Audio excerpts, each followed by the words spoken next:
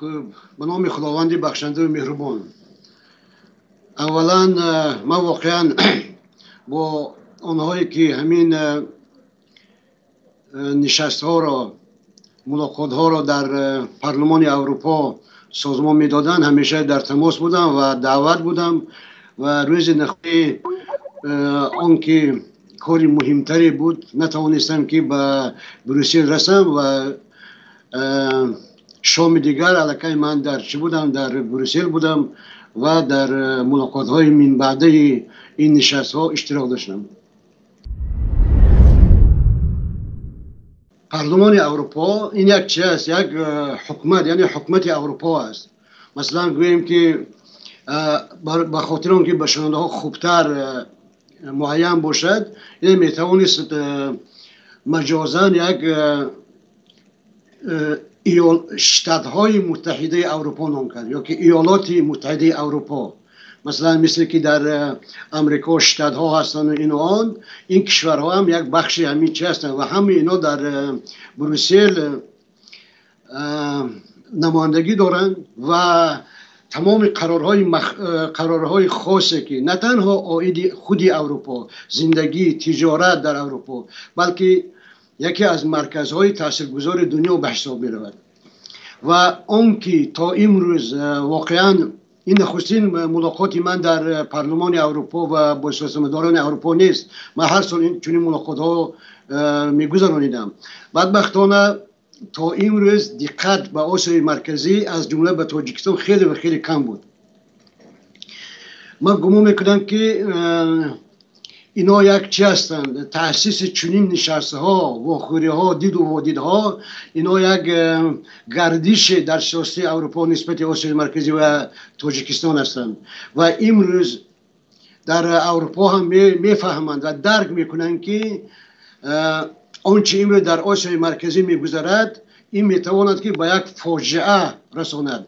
و من هم در همون صحبتی که در یک از صحبت هایی که داشتم به همین مسئله اشاره کردم که بیرون کردن اپوزیسیون سازنده، بیرون انداختن نیروهای سالم از فضای سیاسی تاجیکستان تمام در و پنجره ها را برای حرکت های افراطی، برای شخصیت های تحریک‌کار وام کند و این عاقبت بسیار بد دارد.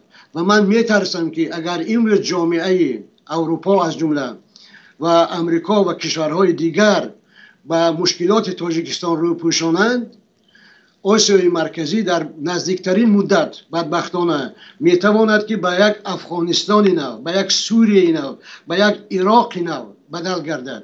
و این اشاره های یا که این میسیج ها، پیام های بود که در دالان های سیاسی اروپا خوب میپذیرفتند. و چیزی دیگری که من احساس کردم، بدون مثلا یک سخنهای لطفهای دیپلماتی واقعا احساس کرده می شود که این سیاستمداران اروپا با قسمت تاجیکستان از جمله با قسمت مردم آسیای مرکزی بی‌طرف نیستند. و ما هم مخالفین حکومت و اصلا ما که در یک دنیای امروزه مثل یک روستای بزرگ است، مثل یک دهه بزرگ است، همه به همدیگر پیوست دیگه خود، همه همدیگر وابسته هستند. امروز مثلا اگر در پاریس یا برلین شمال وزد، فردا میتونه که در دوشنبه بیشکک یا پایتخت دیگری طوفان برخیزد و یا برعکس.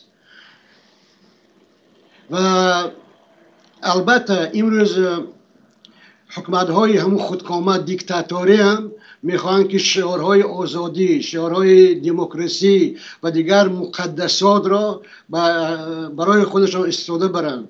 و نقص ما مخالفین هم در آن است که ما همین کشورها را، همین منبرها را، همین سازمانها را اصلا به اختیار چی داده بودیم؟ به اختیار حکومت و حکومتها داده بودیم. امروز ما باید بیشتر صدا کنیم. ما باید کوشش کنیم که حق خودمان از دهان شیر گیریم. ما باید بیچاره نالی نکنیم. ما باید اگر میخواهیم که دنیا را دیگر کنیم، اگر ما میخواهیم که کشور ما را دیگر کنیم، ما باید خودمون دیگر شیم. ما باید امروز با همین قاعده های معمول در صحنه سیاست بازی کنیم. اکثر قوه های سیاسی در تاجیکستان بدبختانه اگر با فوتبال که برای همه معلوم است مقایسه کنیم، این خیلی بود که رحمان یک توپ میزد و یک حیل و یک شخصیت دیگه بعد با طرف و یک جواب میداد. امروز ما باید همیشه هجوم کنیم و در فوتبال هم در سیاست هم تنها تیم کماند و شخصیت پیروز میشد که هجوم کند، راه های نو مغلوب کردن حریفش به دست بیارد. از روزی که من به سیاست وارد شدم، من همیشه میگم که 3 حرف خی هست: تکیه به خدا، تکیه به خلق، تکیه به خود. و اگر این تفصیل دهیم، ما باید که واقعا تمام شب و روز در مبارزه باشیم. ما باید بی‌طرف نباشیم. همین بی‌طرفی ما، شاید بعض تنبلی تاجیکی ما با اون آورده رسون که ما کشور ما یکم به یک ویرانه بدل کردیم، دوم کشور ما به دست یک آدمای دادیم، آدمان سپاریدیم که نه از آدمیت، نه از سیاست، نه از معرفت، نه از ایمان، نه از اسلام، نه از انسانیت اصلا بوی نبردن. ما باید تمام کار کنیم که تمام رهای برای اینو بندیم. یعنی چی؟ مثلا اینا میگن اروپا پول میطلبند، اینا میگن اروپا از خودشون یک مبارزای تروریست ها هستند و این و آن هستند و صدای ما کم شنیده میشود. امروز امروز مطبوعات دیگه میکنند، دنیا امروز تلویزیون دیگه میکنند، دنیا امروز کارشناسا دیگه میکنند و برای همین باید که در تمام گوشه های دنیا از جنایت های رژیم، از خیانت های رژیم ما باید گوییم. شما ببینید در افریقا مثلا چندین پرزیدنت ها بودند، لیکن وقتی مخالفان اینا اثبات کردند که یکی از آنها نارکوبران است، دیگری از اینها قاتل است، سومی از اینها یک رشوه‌خور است، دیگه تمام درها برای چنین پرزیدنت ها بسته شد و آدمان شرم میکردند که یا که همون یک عباره روسی هست، نیروکاپژاتنی، یعنی آدمی که باید سلام کردن ممکنه. ما باید که درباره خیانت ها، جنایت های این رژیم فیلمنامه ها سازیم، برنامه ها سازیم، بهترین گزارش و رساله ها نویسیم که در مشهورترین روزنامه های دنیا از نیویورک تایمز، CNN سر کرده تا شپیگل و موند و مثلا کمیرسانت و نوی گزیت و دیگر چاپ شود. همین شانس ما داریم، لیکن ما بدبختانه امروز هم باید بار دیگه میگه، امروز هم ما با ائتلاف نیاز داریم، امروز هم ما با وحدت نیاز داریم. هنوز هم ما نتوانستیم که با وجود همین بدبختی ها نتوانستیم که از امبیسه های شخصی خودمون، از امبیسه های حزبی خودمون، از امبیسه های گروهی خودمون بیرون شویم. و چرا در کشوری ما، مثلا در یک کشوری که امروز همه کسی نباشد، نیاز دارن به تغییرات، نیاز دارن به دیگرگونی، نیاز دارن به تحولات، مردم ما خاموشند. ما باید مردم را عیبدار نکنیم. این ما هستیم، این ما سیاستمداران هستیم، این ما روشنفکران هستیم، این ما من نمیدونم الیت، یعنی الیت این ملت هستیم که کم عمل میکنیم و همیشه شکایت میکنیم. امروز هوا خنک، فردا هوا گرم، پس فردا سرم در میکند، روز دیگر من نمیدونم کیم کدام مسئله دیگر. من همون بیتی همیشه به خاطرم میبینم، یادم رفت مؤلفش. من نمیگویم سمندر باش و پروانه باش، چون به فکر سوختن افتاده مردانه باش.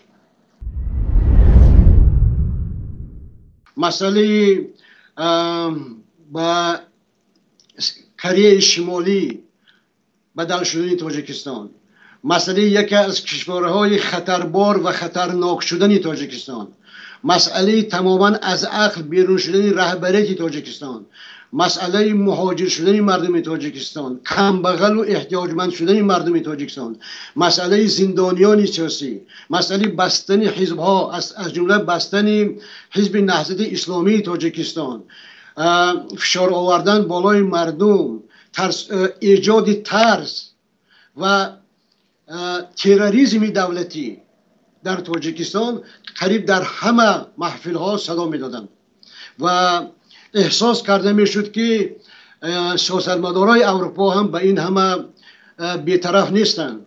واقعا وقتی اونا یا نفری از حیات ما نشان میداد عکس های را که چقدر مردم را زد کوب میکنن، چقدر مردم را اذیت میدن، مردم در تاجیکستان و چی کارهای به حق مردم تاجیکستان امروز روان میبینند. واقعا در چشمان سیاستمداران اروپایی که بسیار چی هستند، پراگماتیک هستند، احساسهای خودشان میتوانند در خودشان کشند، قطره های اشک پیدا میشد و واقعا احساس هم میشد که بله اونا بسیار چیزای خوب میدونن، اما بسیار چیزایی که در تاجیکستان میگذرد نه همه میدونن، نه همه میدانستن و میدونن.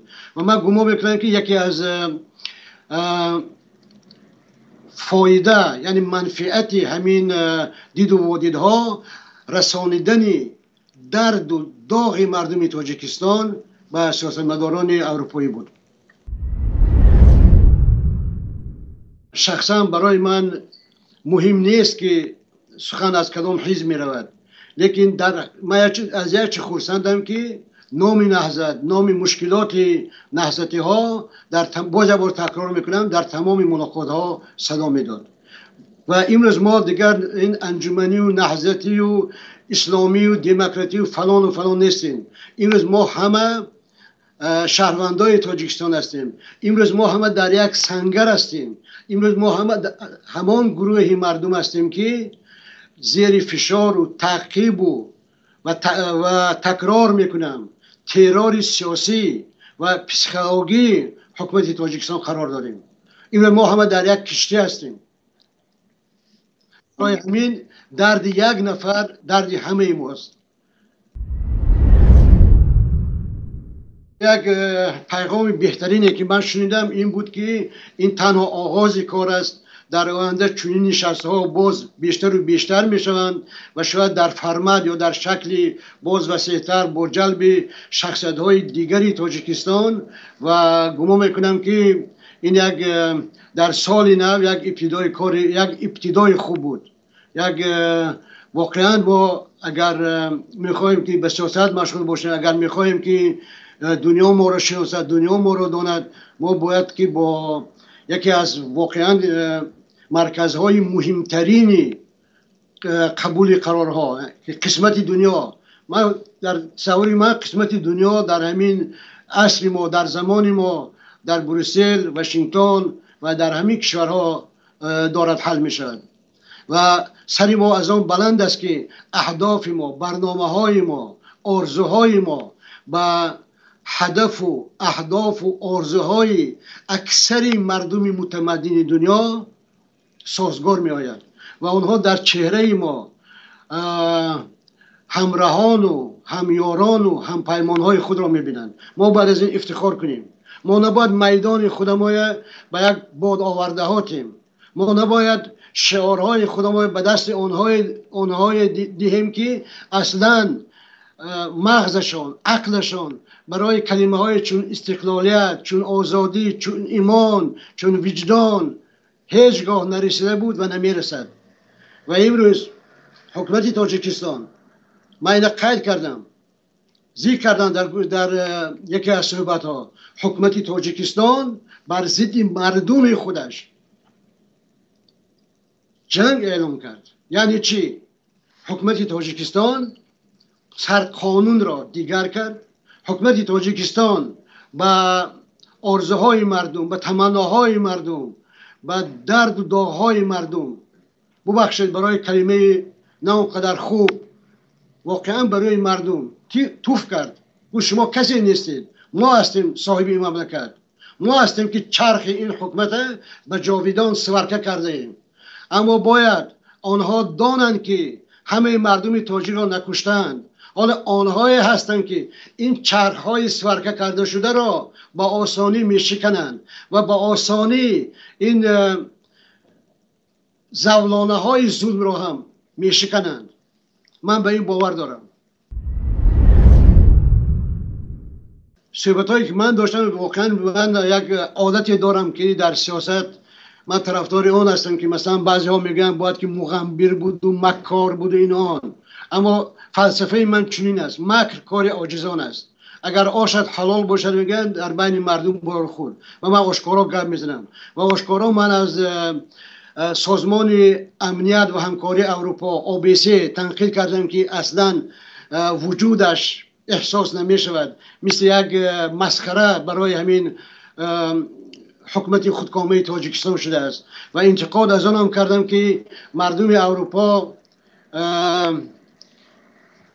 انیقتر بین سیاست مدارای اروپا نسبت به کشورهای آسیمانه از جمله تاجیکستان خیلی هم مدت بی‌طرفی هم داشتن، مثل اون که ما به شما کار نداریم، شما برای خودتان، ما برای خودتان. اما امروز و این هم باعث چی است؟ باعث شادمانی است که اون هم خطای خودشون رو درک کردن و حتی یکی از سیاستمداران در دالان وقتی که ما بیرون میشدیم و میگفت که ما رو ببخشید که ما از همین فاجعه های کشور شما نه اونقدر آگاه بودیم. ما حریف ما اپننت ما برای و یگان چی بافتن در کار نیست، یگان چی ساختن در کار نیست و تمام زندگیش یک پورتریت سیاه است، پورتریت بخط سیاه است. و ببینید وقتی ما به اونا نقل میکردیم که یکی از نمیدونم گنرالا یا که یکی از کارمندای مهمی وزارت داخلی تاجیکستان حسابات میدهد که 12454 نفر رو برای مثال ریشش رو گرفتیم، این واقعا میشه یک لطیفه است، یک انیکدوت است. یا وقتی که اینا شنیدن که یک انستیتوت نو به نام پیشوای ملت بدل شده است و این پیشوا جاودانی است و این پیشوا کسی ندارد که کسی حق ندارد که نه تنها در زندگیش بلکه بعد مرگش هم بعضی این پیشوا حرف گوید. برای اینا تماما چی بود؟ اینا گمان میکردن که این پیغام ها از کدام دیوانه خانه میرسد. این یک صحیفه نو در سیاست اروپا باز شد و دیگر از ما واسطه است که همین کنتکت ها را، رابطه ها را با سیاستمداران اروپا دوام دهیم و کوشش کنیم که واقعا پای قدم آنهایی که بر ضد آزادی هستند، بر ضد دموکراسی هستند، بر ضد مردم سالاری هستند به این دالان ها افتاد. من با آنها گفتم آنها وطنشان را دوست نمیدارند، آنها در تاجیکستان پول کار میکنند اما دوست میدارند که در آلمان زندگی کنند، در امریکا زندگی کنند، در فرانسه زندگی کنند، فرزندانشون در بهترین دانشکده های این کشورها خوانند و حتی اگر سری گربهشون، تاکید میکنم اگر سری گربهشون در کند برای طبابت حتما به اروپا میبرند. و پیشنهاد دیگری من این جاری کردن یعنی سانکسیا بر ضد همون سیاستمداران و همون چینونیک ها یعنی کارمندان اداره های دولتی است که مثلا در زندان ها مردم را اذیت میدهند، اونهایی است که از همه بیش بالای مردم فشار میارند، اونهایی هست که گمان میکنند که دنیا یک دنیای بی صاحب و یک دنیای بی در و دروازه است. آنها هنوزم بدبختانه اکثر کارمندان حکومت تاجیکستان هنوز هم از همون سرای و کاشانه های تنگ و غژد خودشان بیرون نآمدن. شاید در نزدیکترین مدت پارلمان اروپا مناسبتش به حادثه های آسیای مرکزی از جمله به تاجیکستان معین میکند. یک دیو من باور دارم که این فشار بالای حکومت تاجیکستان از جانب مقامات اروپایی خیلی و خیلی زیاد می شود. و سیوم باید حکومت تاجیکستان خوب داند که نه تنها در بین مردم تاجیکستان بلکه در دنیا هم دیگر این شانسی در حکومت بودن از دست داد. میفهمید این بسیار یک حکومت تاجیکستان نمیفهمد که خودش با دستان خودش، با عمل خودش، با رفتار خودش همان شاخ درخت خشکیده را شکست که در بالای همان شاخ می نشست. مهمترین پیغام هم از بیرون تاجیکستان و هم از داخل تاجیکستان همین است. همین یک حکمت تاجیک است که بدانا میگه یک اشارت. خودی آن که امروز شخصی بنده من محدین کبیری عبدالملک عبدالله جانوف و نماینده های دیگر حزب و سازمان هایی که تروریستی اعلان شدند در سالن های سیاسی دنیا از جمله امریکا میپذیرند، این بهترین پاسخ به حکومت تاجیکستان است. این یک شپاتی به حکومت تاجیکستان است. می‌بینید شپاتی که شاید اونها تأثیر و صدایش رو خوب درک نمیکنند و نمیشنوند. بهترین چیز همین است. وقتی که ما در تمام دنیا آزاد میگردیم، وقتی که ما مهمان چی میگن مهمان دیر انتظار در سالن های سیاسی دنیا هستیم، این بهترین جواب به آنهایی است که ما را خائن میخوانند، ما را تروریست میخواهند، ما را دشمن خلق و ملت میخواهند. اما آنها باید به هرگاه که این گپ میگویند، این سخنهای این عیبنامه های میگویند، باید به آینه نگاه کنند. وقتی که آنها به آینه نگاه میکنند، در همان آینه چهره تروریست، چهره خائن، چهره وطن فروش، چهره وطن جلاب و زمین جلاب و من نمیدانم چهره واقعا تروریست به معنای تام در همون آینه میبینند. من افتخار میکنم که برای رحمانوف من تروریستم. من اگر وطن را دوست داشتن تروریستی باشد، من تروریستم. اگر بر ضد یک ظالم حقیقت را گفتن تروریسم باشد، من تروریستم. اگر مبارزه برای آزادی مردم، مبارزه برای وطن و ملت خود تروریسم باشد، من تروریست هستم. بگذار آنها اشراف هستند، آنها پیشوا هستند، آنها من نمیدانم پیغمبر آخر زمان هستند، اما تاریخ و زندگی نشان خواهد داد که کی است. هموطنان عزیز، من از همه شما معذرت میخواهم. ما سیاستمداران گناهگار هستیم که شما به چنین روز افتادید. ما گناهگار هستیم که نتوانستیم شما را از زیر ظلم و ستم آزاد کنیم. ما گناهگار هستیم که شما را آسان به زندان ها میکشند. ما گناهگار هستیم که شما را در زندان ها اذیت میدهند. ما گناهگار هستیم که طفلکان شما گشنگی میکشند. اما شما باید دانید که تمام زندگی ما، راه ما، برنامه ما، زیستن ما، بودن یا نابودن ما تنها به خاطر شما است. تنها به خاطر تاجیکستان کوچک و تاجیکستان بزرگ است. تنها به خاطر آن است که در هر یک خاندان تاجیکستان، در هر یک خاندان تاجیک چراغ باشد، روشنی باشد، نان باشد، آبادی باشد و یک زندگی واقعا زندگی خوشبختانه باشد. تلاش ما برای همین است.